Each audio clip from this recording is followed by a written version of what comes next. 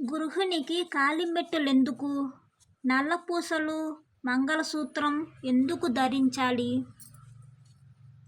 పరపురుషులు తల వంచి చూచినా, తల ఎత్తి చూచినా ఆమె గృహిణి అని, మరొకరికి సొంతమని, ఇంకొకరికి అర్ధాంగిగా జీవిస్తున్నదని, ఆమెను కామదృష్టితో చూడరాదని, ఆసక్తులు పలకరాదని, అందరికీ ఆమె సమానురాలని, గౌరవనీయ దృష్టితో ఆమెను చూడాలని, సోదరి భావంతో ఆమెతో మసులుకోవాలని, మానసికంగా కానీ, మాటపూర్వకంగా కానీ, క్రియాపూర్వకంగా కానీ ఆమెను మాతృభావంతో చూడాలని పూర్వీకులు గృహిణికి ఈ అలంకారాలు ఇచ్చారు.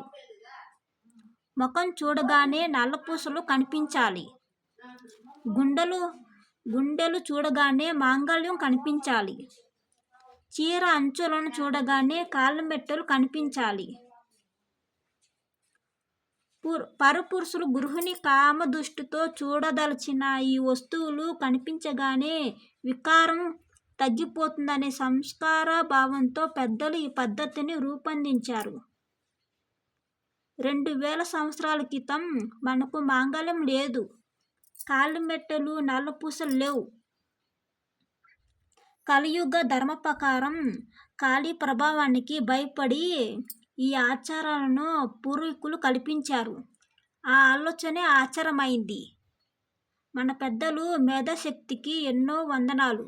చేసిన రుణం తీరదు గదా.